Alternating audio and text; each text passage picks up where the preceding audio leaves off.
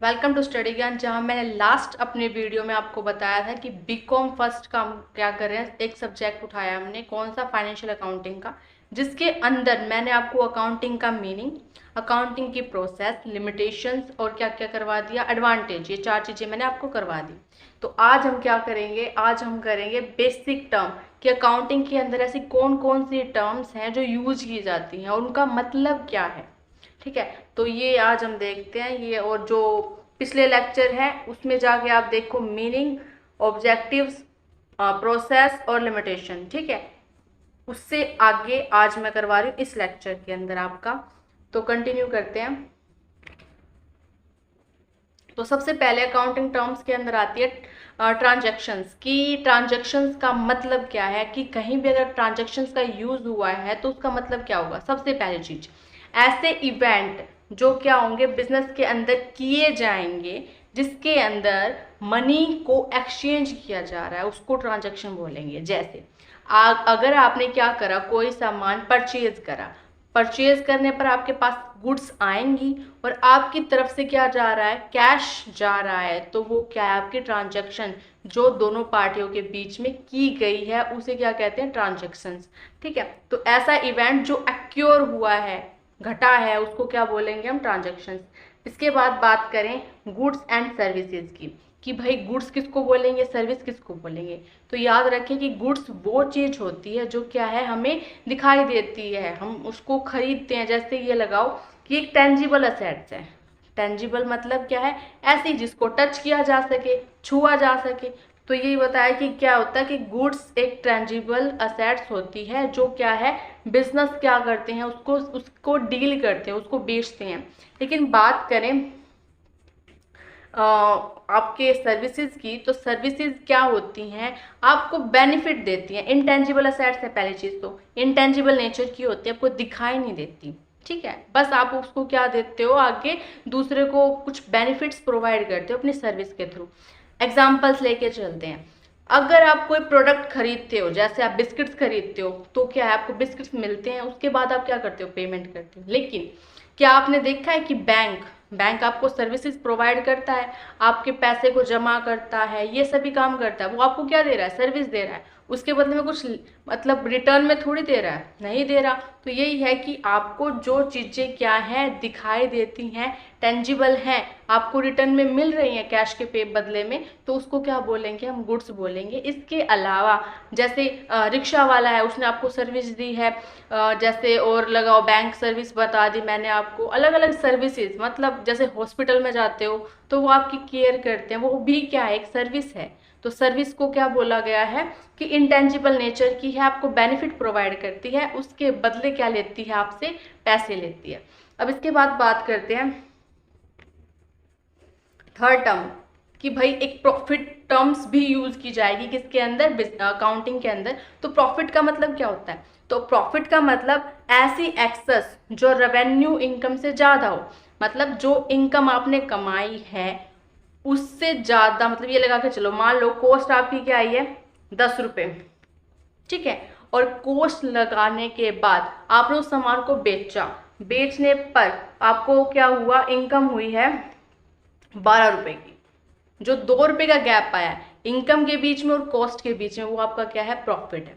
ठीक है, तो ये बताया गया है कि प्रॉफिट क्या है, एक एक्सेस है जो रेवेन्यू के ऊपर किया जाता है ओवर द एक्सपेंसेस। जो आपने खर्चे किए हैं उससे ज़्यादा आपको कुछ मिलता है, वो आपका क्या है, गैप क्रिएट करने वाली चीज़ प्रॉफिट है। उसके बाद बात करें लॉस की, तो लॉस क्या है, लॉस का मतलब यहाँ ये है कि आपका कॉस्ट क्या है, ज़्यादा है, लेकिन रिटर्न में जो आपको इनकम हुई है वो क्या है, कम है। तो उसको क्या बोलेंगे, लॉस। यही एक्सेस ऑफ एक्सपेंसेस, यानी कि एक्सपेंसेस ज़्यादा हुए इनकम से, दैट्स मीन क्या हुआ, हमें लॉस हुआ। अब बात करते हैं असेट्स की। असेट्स क्या है, तो असेट्स वो चीज़ है जो क्या है, ओन करता है बिजनेस।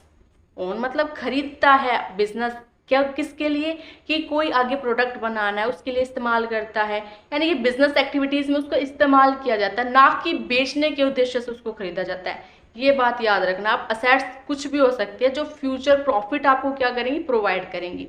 तो इसमें यही है कि अगर आप कोई चीज़ खरीदते हैं, उसका बेनिफिट आपको फ्यूचर में मिलने वाला है, उसे क्या बोलेंगे, असेट्स बोलेंगे। असेट्स आपकी क्या हो सकती है, टेंजिबल भी हो सकती है और इनटेंजिबल्स भी हो सकती है। टेंजिबल असेट्स क्या हो सकती हैं, वो असेट्स जो आपको दिखाई देते हैं, जैसे फर्नीचर हुआ, मशीन हुई, प्लांट्स हुए, ये सभी आपके क्या हैं, एक तरह से टेंजिबल असेट्स है। इनटेंजिबल की बात करूं, जैसे ट्रेडमार्क हुआ, ब्रांड का कोई नेम है, ब्रांड नेम लगा लो, ये सभी भी आपको क्या देते हैं, बेनिफिट देते हैं। ठीक है, तो इनटेंजिबल और टेंजिबल आप ध्यान से समझे क्या होता है। इसके बाद बात करते हैं आगे हम टेंजिबल असेट्स और इनटेंजिबल असेट्स की। तो सबसे पहले टेंजिबल असेट्स कौन सी होती है, तो टेंजिबल क्या होती है, जिसका फिजिकल एग्जिस्टेंस हो। फिजिकल एग्जिस्टेंस का मतलब दिखाई दे भाई, हमें समझ आए कि भाई ये देख के कि हाँ ये भाई हमारी असेट्स है। जैसे एग्जांपल बताया कि आपकी लैंड है, बुक्स हैं, कंप्यूटर है, व्हीकल्स है, फर्नीचर है, ये जो मशीन है, ये सभी आपकी क्या है, टेंजिबल असेट्स हैं। आपको उसको देख सकते हैं, छू सकते हैं। लेकिन सेकंड चीज हमारी क्या होती है, इनटेंजिबल असेट्स। ठीक है, तो इनटेंजिबल असेट्स क्या होती है, जिसका कोई फिजिकल एग्जिस्टेंस नहीं होता, आपके पास क्या होते हैं, सिर्फ उनको यूज करने के राइट होते हैं।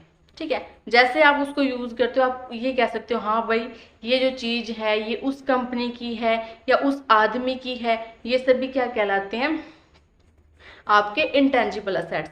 इंटेंजिबल असेट्स क्या है, आप छू नहीं सकते, देख नहीं सकते। जैसे गुडविल, क्या आप मेजर कर सकते हो कि मेरी गुडविल कितनी है, ये तो आप मेजर कर सकते हो। क्या ये देख सकते हो कि उसकी गुडविल कितनी है, नहीं देख सकते। गुडविल क्या है, आपकी इंटेंजिबल असेट्स है। उसी तरह ट्रेडमार्क की बात करूं, कॉपीराइट हुआ, ब्रांड नेम हुआ, ये सभी जितने भी इंटेलेक्चुअल जो प्रॉपर्टीज होती हैं वो क्या आती है, हमारी आपकी असेट्स आती हैं इंटेंजिबल असेट्स के अंदर। ठीक है, इसके बाद बात करते हैं आगे करंट असेट्स की। थर्ड होती है हमारी करंट असेट्स। करंट असेट्स वो असेट्स होती हैं जो विद इन 1 ईयर हम क्या कर लेते हैं, कैश में कन्वर्ट कर लेते हैं। ठीक है, तो इसमें यही बताया है कि एक तरह का साइकिल चलती रहती है आपकी। इसमें क्या करते हैं, आप सेल्स या कंजप्शन के लिए यूज करते हैं, पहली चीज। सेकेंड चीज, इसको क्या करते हैं आप, जल्दी से जल्दी ट्रेड को कंप्लीट करने के उद्देश्य से, यानी कि बेचने या फिर बेचने के उद्देश्य से करते हैं। तीसरी चीज, इसको आप क्या करते हो, 12 महीने के अंदर कैश में कन्वर्ट कर लेते हो। इसके बाद बात करते हैं लास्ट कि इसमें क्या करते हो आप, इसके सेटलमेंट कैश या कैश के इक्विवेलेंट मानी जाती है। ठीक है, यानी कि आप 12 मंथ के अंदर ही इसको सेटल कर लेते हो। अब आते हैं नॉन करंट असेट्स, जो क्या है, 1 साल से, मतलब ये लगा के नॉन करंट असेट्स का मतलब वो असेट्स जो 1 साल से ज़्यादा हम इस्तेमाल करते हैं, वो नॉन करंट असेट्स के अंदर आते हैं। ठीक है, नॉन करंट असेट्स जैसे मशीन हुआ आपका। ठीक है, मशीन आप लॉन्ग टाइम के लिए यूज़ करते हो, जरूरी नहीं है कि 1 साल के लिए इस्तेमाल करो और वापस आपने उसको दे दिया। इसके बाद बात करते हैं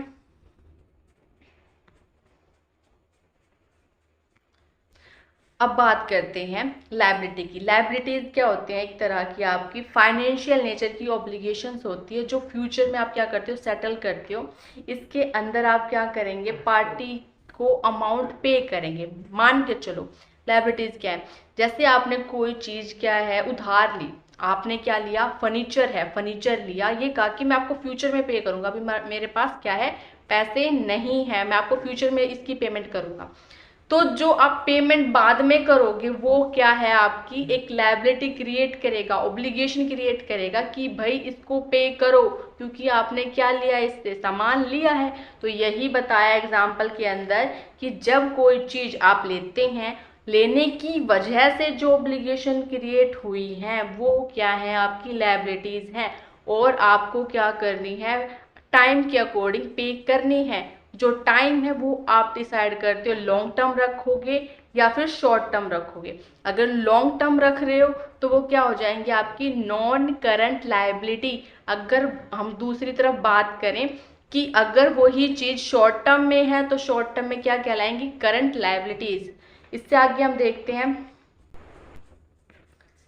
अब बात करते हैं करंट लायबिलिटीज की। जैसे मैंने उसमें बताया, आप सिंपल ये याद रखें, करंट लायबिलिटीज वो लायबिलिटीज होती हैं जो आप 1 साल के अंदर पैसा उनका रिटर्न कर देते हो, उनको पे कर देते हो 1 साल के अंदर।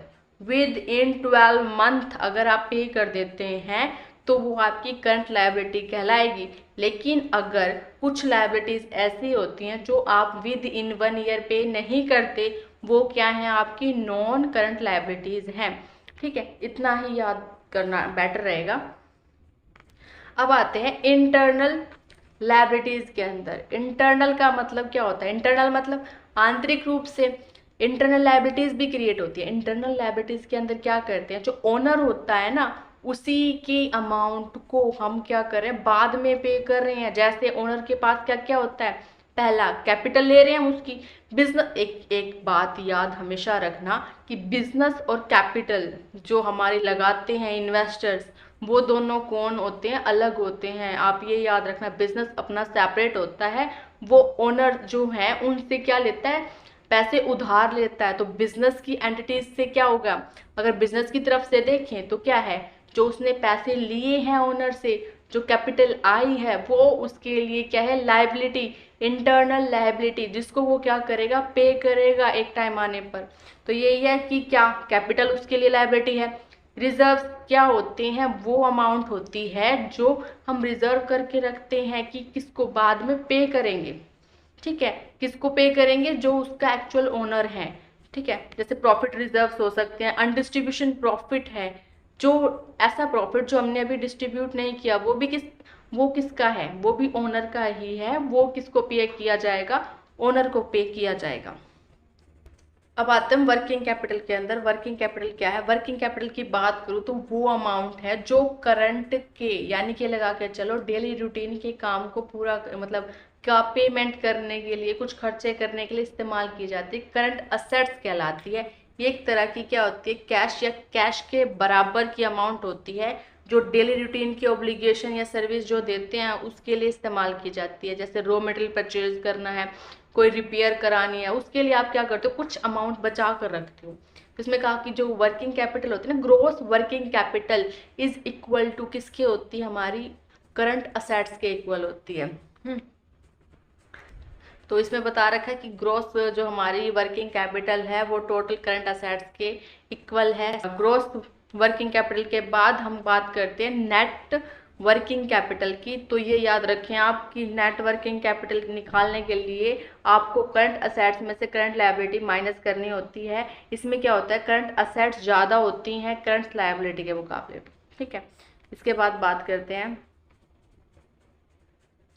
Contingent liability. कंटीजेंट लायबिलिटी ऐसी लायबिलिटी होती है जो करंट में हमारे ऊपर नहीं है, बट अगर कुछ ऐसा इवेंट हुआ तो क्या हो, मतलब अपोजिट में हमारे इवेंट हुआ तो क्या है, वो हमारे लिए एक लायबिलिटी क्रिएट कर सकती है। इसमें बताया कि ऐसा पोटेंशियल ऑब्लिगेशन जो हो सकता है, फ्यूचर डिपेंड करता है, मतलब फ्यूचर पर डिपेंड करता है। अगर फ्यूचर में बिजनेस के अपोजिट कुछ काम हुआ तो वो क्या हो जाएगा, एक ऑब्लिगेशन क्रिएट करेगा बिजनेस के लिए। उसको बोला गया है क्या, कंटीजेंट लायबिलिटी। जैसे एग्जांपल लेके चलते हैं, मान लो एक फर्म है, फर्म के पास ये लगा के चलो कोई केस चला हुआ है। अगर वो केस क्या जाए, बिजनेस के अपोजिट जाता है, तो वो क्या करेगा, फ्यूचर में बिजनेस के लिए एक लायबिलिटी क्रिएट करेगा। मान लो सप्लायर ने ही केस फाइल कर रखा है बिजनेसमैन के ऊपर या बिजनेस के ऊपर, तो क्या होगा, मान लो सप्लायर जीत जाता है, तो सप्लायर के जीतने पर उसको हमें क्या करना पड़ेगा, पे करना पड़ेगा। तो वो हमारे लिए क्या क्रिएट करेगा, कंटीजेंसी लायबिलिटी करेगा। कंटीजेंसी का मतलब फ्यूचर में जो चीज़ हमारी ओक्योर होगी, अभी नहीं है। इसको एक चीज़ याद रखें, कंटीजेंसी लायबिलिटी को शो नहीं किया जाता, इसको सिर्फ क्या किया जाता है, जब हम फाइनेंशियल स्टेटमेंट बनाते हैं तो एक नीचे नोट डाल देते हैं कि भाई फ्यूचर में कंटीजेंसी लायबिलिटी होने के चांसेस हैं। अब इसके बाद बात करते हैं कैपिटल की। तो कैपिटल क्या है, कैपिटल वो अमाउंट है जो ओनर लेके आता है। ओनर कुछ भी लेके आ सकता है। ओनर क्या क्या लेके आ सकता है, ओनर कैश लेके आ सकता है, ओनर गुड्स लेके आ सकता है, या फिर ओनर क्या कर सकता है, कोई अदर प्रॉपर्टीज लेके आ सकता है। जैसे आपके लिए लैंड ले आया, मशीन्स ले आया, ये सभी क्या है आपकी कैपिटल जो ओनर बिजनेस के अंदर लेके आया है। अब इसके बाद बात करते हैं ड्राइंग्स की। ड्राइंग्स का मतलब क्या होता है, ओनर ने कुछ अमाउंट निकाला है, कहाँ से, बिजनेस से। किस चीज के लिए निकाला, वो अपने पर्सनल यूज के लिए। जैसे ओनर को अपने बच्चों की फीस पे करनी थी, बिजनेस से पैसे उठाए ले गया, तो वो उसके लिए क्या है, ड्राइंग्स है ना बिजनेस के लिए, कि ओनर ने क्या लिया, यहाँ से अमाउंट लिया है। तो अब जो ड्राइंग होती है वो क्या है, उसकी जो कैपिटल है उसको कम करती है। ये याद रखना कि जो ड्राइंग्स है वो क्या करती है, उसको जो कैपिटल है उसको कम करती है। जो पर्सनल यूज के लिए क्या कर रहा है ओनर, इस्तेमाल कर रहा है, वो क्या कहलाएगी, आपकी ड्राइंग कहलाएगी। इसके बाद बात करते हैं नेटवर्थ की। नेटवर्थ क्या होती है, जैसे ही हमारी टोटल असेट्स है उसकी अमाउंट क्या होती है, टोटल असेट्स ज़्यादा हो लायबिलिटी के मुकाबले तो क्या कहलाएगी, वो आपकी नेटवर्थ। जो क्या है नेटवर्थ आपको आप किसको डिस्ट्रीब्यूट करेंगे, ओनर को करेंगे। आफ्टर द पेमेंट, सारी पेमेंट करने के बाद जो बचेगा वो किसके लिए है, नेटवर्थ, वो हमारे ओनर के लिए है। ठीक है, तो यही बात बता रहे कि जो नेटवर्थ क्या होती है, सारी ऑब्लिगेशन, यानी कि ये लगाओ टोटल असेट्स की वैल्यू बहुत ज़्यादा है और आपने सारी की सारी लायबिलिटी पे कर दी, उसके बाद कुछ अमाउंट बचा, वो आपका क्या कहलाएगा, नेटवर्थ। ठीक है, और इसको इक्विटी भी बोलते हैं, एक तरह से प्रॉफिट ही है जो आप किसको पे करेंगे, फ्यूचर के अंदर आपके ओनर को। अब उसके बाद बात करते हैं इसके बाद बात करते हैं नॉन करंट इन्वेस्टमेंट। करंट मतलब ये याद रखो, करंट मतलब जो 12 महीने के अंदर रिटर्न देते। नॉन मतलब 12 महीने के अंदर नहीं, लॉन्ग टर्म के लिए आप किसी चीज में इन्वेस्टमेंट कर रहे हैं, वो आपकी क्या कहलाएगी, नॉन करंट असेट्स। इसको आप लॉन्ग टर्म इन्वेस्टमेंट भी बोल सकते हो। ठीक है, नॉन करंट इन्वेस्टमेंट मतलब लॉन्ग टर्म इन्वेस्टमेंट, आप क्या कर रहे हो, लंबे समय के लिए किसी चीज में इन्वेस्टमेंट कर रहे हो। वो आपका कुछ भी टाइम हो सकता है। ठीक है, फिक्स डिपॉजिट कर रहे हो आप उसके लिए। ठीक है, ये याद रख के चलो कि जब आप क्या करते हो, लॉन्ग टर्म के लिए क्या करते हो, इन्वेस्टमेंट करते हो, तो वो आपकी क्या कहलाएगी, नॉन करंट इन्वेस्टमेंट।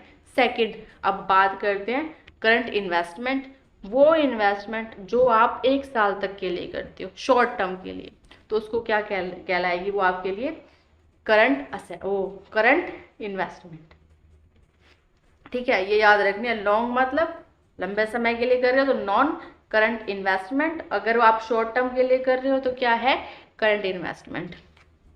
अब इसके बाद बात करते हैं डेटर्स की। तो डेटर्स क्या होते हैं, डेटर्स वो होते हैं जो पे करेंगे बिजनेस को। मान के चलो क्या करा, जो बिजनेस है उसने एक प्रोडक्ट बनाया, प्रोडक्ट बेचना शुरू किया, जैसे बेचना शुरू करा तो ऐसा है नहीं कि सारे के सारे लोग उसको कैश में ही खरीद ले।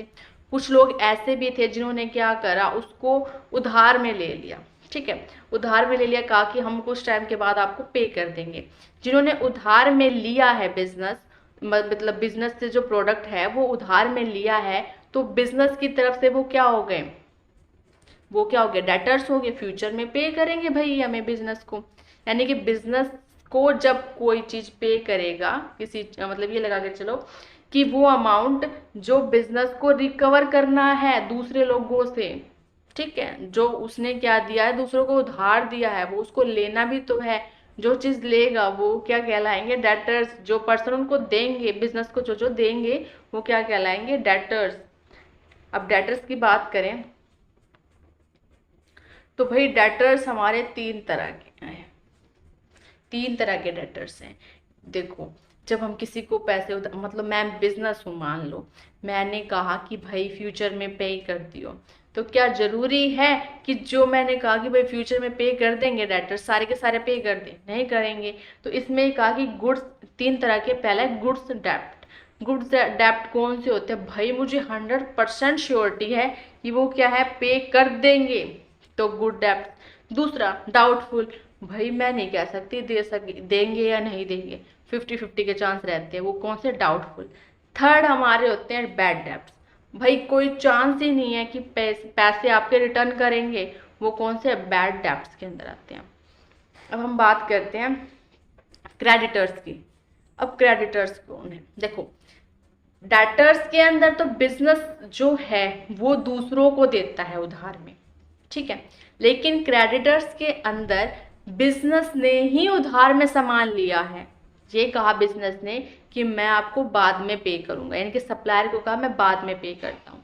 तो यही है कि जब क्या है, आप पे नहीं करते सप्लायर को उनकी सर्विस के बदले, बिजनेस पे नहीं करता सप्लायर को उनकी सर्विस या गुड के बदले, वो तो बिजनेस क्या कहलाता है? क्रेडिटर्स कहलाता है, ठीक है। यही कहा है।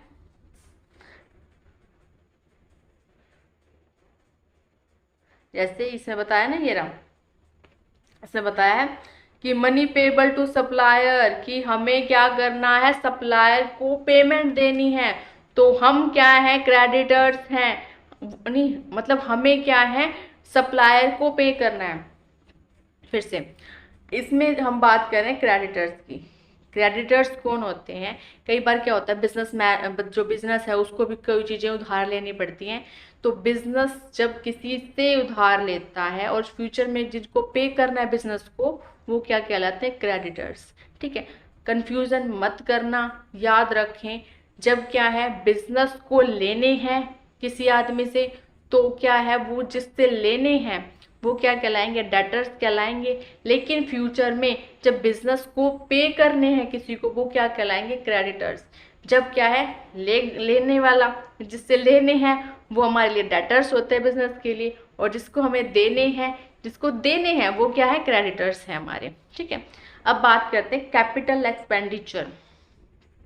कैपिटल एक्सपेंडिचर मतलब ये लगा के चलो फिक्स असेट्स के अंदर हम इन्वेस्टमेंट कर रहे हैं, मशीन को इंक्रीज कर रहे हैं, प्लांट्स खरीद रहे हैं, फर्नीचर खरीद रहे हैं बिजनेस के लिए, वो क्या है? कैपिटल नेचर की है। इसीलिए इसको किस में शो करना है हमें? इसको हमें शो करना है बैलेंस शीट के अंदर, क्योंकि हम इसको क्या करेंगे? लॉन्ग टर्म के लिए इस्तेमाल करेंगे। कैपिटल एक्सपेंडिचर मतलब वो एक्सपेंडिचर जो हम क्या कर रहे हैं? जो फिक्स्ड असेट्स हैं उसको बाय करने के लिए इस्तेमाल कर रहे हैं, और लॉन्ग टर्म तक हम क्या करेंगे? इसका प्रॉफिट उठाएंगे, ठीक है। और इसको कहाँ शो किया जाता है? बैलेंस शीट के अंदर, असेट्स में, ठीक है। इसके बाद बात करते हैं रेवेन्यू एक्सपेंडिचर।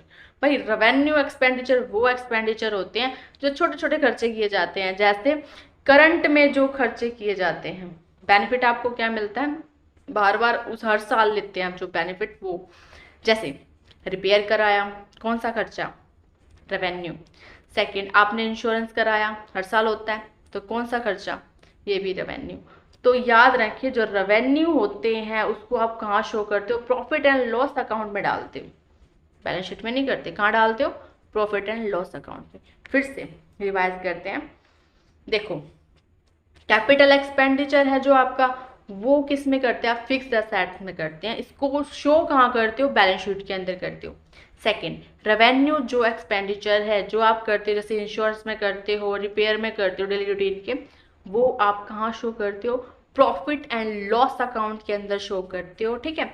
इनकम स्टेटमेंट बनाती है, और इसके साथ साथ इनकम स्टेटमेंट का भी पार्ट रहता है ये। अब सबसे लास्ट हमारा ये है, शायद बैलेंस शीट है, नहीं बैलेंस शीट से भी आगे है। अब हम बात करते हैं बैलेंस शीट की। बैलेंस शीट क्या है? बैलेंस शीट एक फाइनेंशियल क्या है? स्टेटमेंट है जो आपको फाइनेंशियल पोजीशन के बारे में बताती है कि बिजनेस कहाँ स्टैंड कर रहा है, प्रॉफिट कमा रहा है, लॉस कमा रहा है, क्या है उसके पास, क्या नहीं है, ये सभी क्या बताता है? Balance sheet. यानी कि आपको असेट्स के बारे में नॉलेज मिलेगी कि कहाँ कितनी हमारे पास असेट्स है, कितनी हमारी लायबिलिटी है, और नेट प्रॉफिट कितना है हमारे पास, ये सभी क्या बताएगी? बैलेंस शीट बताएगी। और उसके बाद रिजल्ट ये भी बताएगी कि एक्चुअल पोजीशन क्या है हमारे बिजनेस की, वो क्या शो करेगी? बैलेंस शीट, ठीक है। इसके बाद बात करते हैं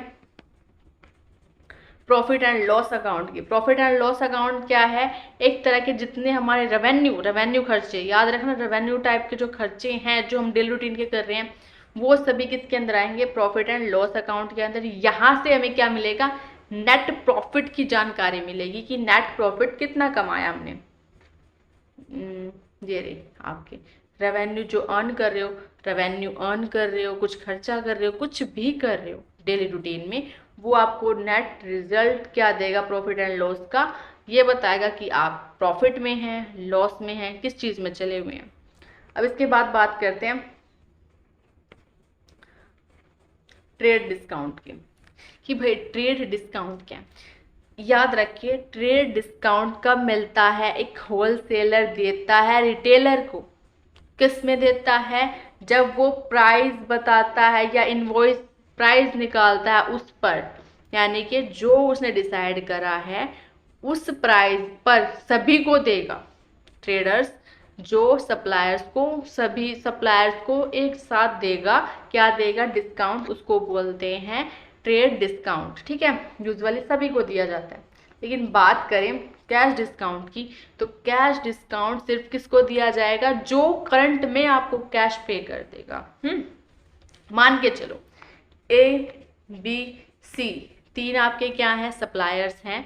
अगर ए हमने क्या करा, हमने कहा भाई तीनों को कि तीनों को 10% क्या दे रहे हैं हम, ट्रेड डिस्काउंट, यानी कि ट्रेड डिस्काउंट 10% इसको भी मिल रहा है, 10% इसको भी मिल रहा है, 10% इसको भी मिल रहा है। तो इसका मतलब ये हुआ कि इक्वली हम इनको क्या कह रहे हैं कि तुम तीनों को हम डिस्काउंट दे रहे हैं। लेकिन फिर ये भी कह दिया भाई जो कैश पे करेगा उसको एक्स्ट्रा 10% और देंगे हम डिस्काउंट, लेकिन किसको देंगे, जो कैश में पेमेंट आज के आज कर देगा।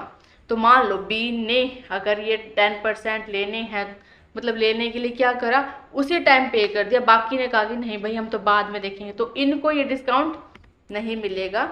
ये किसको मिलेगा, जो बी है, क्योंकि उसने उसी टाइम पे कर दिया, इस वजह से उसको क्या मिला, कैश डिस्काउंट मिला। एक बात याद रखने की और है, इसको बताया है ये रहा, जो ये है कैश डिस्काउंट कैलकुलेट किया जाता है कब, after deducting the trade discount, यानी कि पहले ट्रेड डिस्काउंट को घटा दो, ट्रेड डिस्काउंट घटने के बाद जो अमाउंट आएगा उस पर क्या लगेगा, कैश डिस्काउंट लगेगा।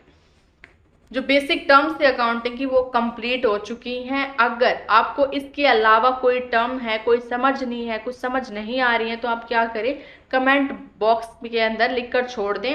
हम पॉसिबल है कम से कम समय में आपको क्या देंगे, रिप्लाई देंगे। आज के लिए बस इतना ही। Thank you.